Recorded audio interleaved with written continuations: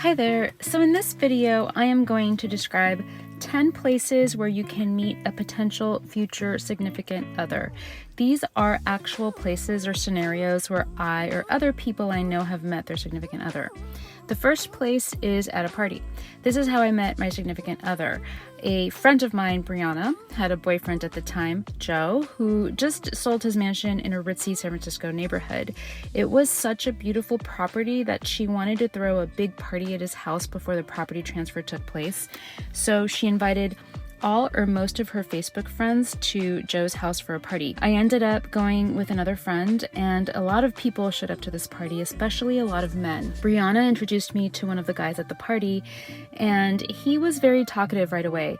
He mentioned at one point that he loved to get facials, and he asked me for my number so that he could text me his facialist's contact information. I honestly thought that he was gay when I first met him, and maybe that's why I was so relaxed talking to him now that I think about it. But anyway, that wasn't the case. He wasn't gay. We ended up talking all night, and I even dropped him off at his house after the party. Because I had his number from earlier that night, we ended up texting the next day, and fast forward to a couple years later, I ended up marrying the guy. So I think parties are a good place to meet new people and get to know friends of friends that you may not have had the chance to meet otherwise. The next place is in line at a coffee shop. In my friend's case, more specifically, it was in line at Starbucks. A friend of mine was newly divorced. Her husband had cheated on her, ran off with the other woman, and left her with the 2 kids. So she made a decision to be more outgoing and social and to try to meet new people. So while she was waiting in line at Starbucks, she started a conversation with a cute guy that was waiting alongside her. For me, it's not as easy to talk to strangers, but one thing I have noticed is that if you compliment someone on what they're wearing, or if you somehow get them talking about themselves, it's a really good icebreaker and a good way to know if the other person is interested in engaging in conversation with you. For example, I once said to a guy, "I really like your belt. What does that emblem represent?"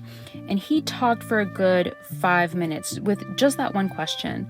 So there's also this one other guy that really liked a girl working at Starbucks. He found out she was a runner, so he went out and bought a running outfit. He went over to Starbucks while she was working, and she said, "Wow, you're a runner?" And he was like, Of course, look at how I'm dressed." And the reality was he had never run in his life, but she said, "We should run sometime." And now they are happily married with 2 kids. The rest is history. So speaking of running, joining a running group or an exercise activity is a great way to meet people. A friend of mine met her husband that way. She was, and still is, a really good runner. She's really into running, and she ended up joining a running group a while back. She met a guy in the running group that was really attracted to her, but she was not really interested in him at first. He asked her if they could hang out, and she said okay, but only as friends, and he said of course. They ended up getting along really well as friends, but he got tired of pursuing her and not getting past the friendship stage. So he started talking about dating another girl, and she completely freaked out, realized that she had feelings for him, and they became a couple after that, and eventually got married, and now they have a baby girl. So consider joining a running group or a biking or hiking group or any other physical activity that you are interested in. The next scenario is to ask someone you're interested in to take a picture of you. A guy I know had just moved to a new city and was at a restaurant bar with his mom. His mom was with him because she had actually helped him move and get settled in his new town. While he was there, he noticed a beautiful young lady sitting near him at the bar, and he asked her to take a picture of him with his mom.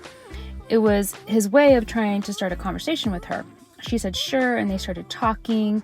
He said he was new in town and asked her about what kinds of things there were to do around town. They exchanged numbers and went out on a first date. Fast forward about a year from that moment, now they are married and living their best lives. So another way to meet someone is to take a class.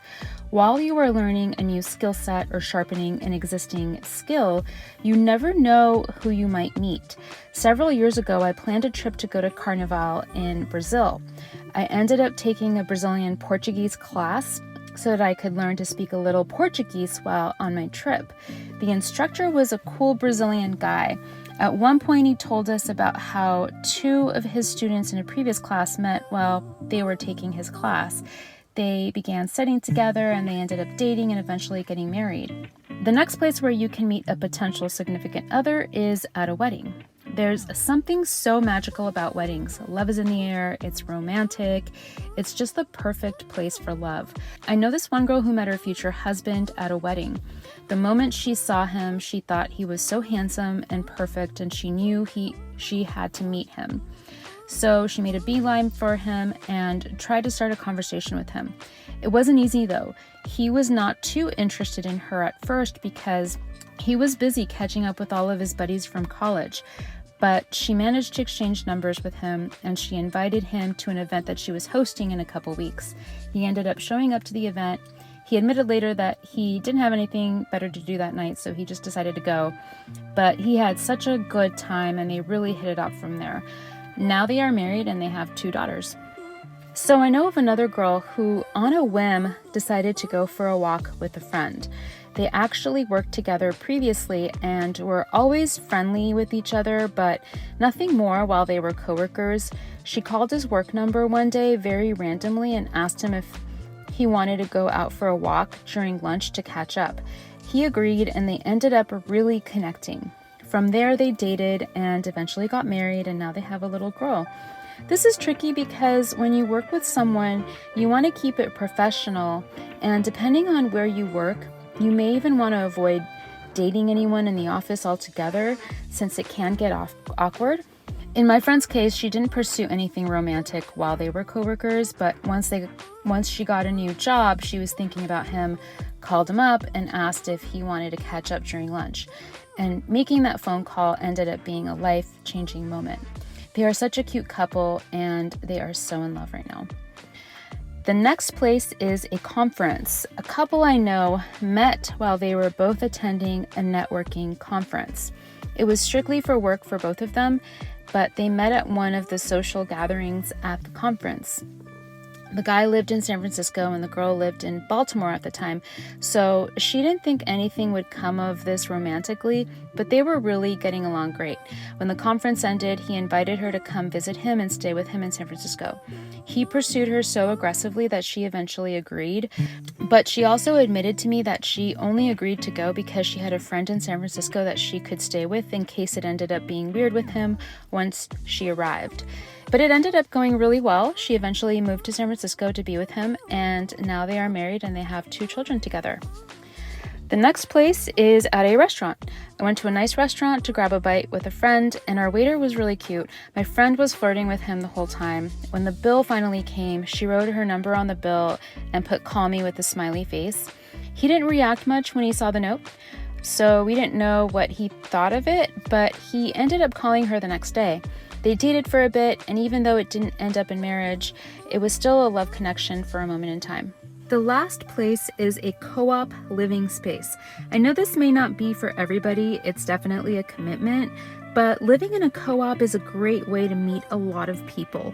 It's basically a large house where you rent a room, but you're living in this little community and everyone living there contributes to the group in a meaningful way. They have family dinners together and have fun parties and events. My sister-in-law lived in a co-op for a while, and that's how she met many of her friends, and 2 of her roommates started dating, eventually got married, and had a baby. So there you have it. These are real-world examples of how couples I know actually met. I hope you enjoyed this video. Thank you so much for watching, and I will catch you in the next video. Bye for now.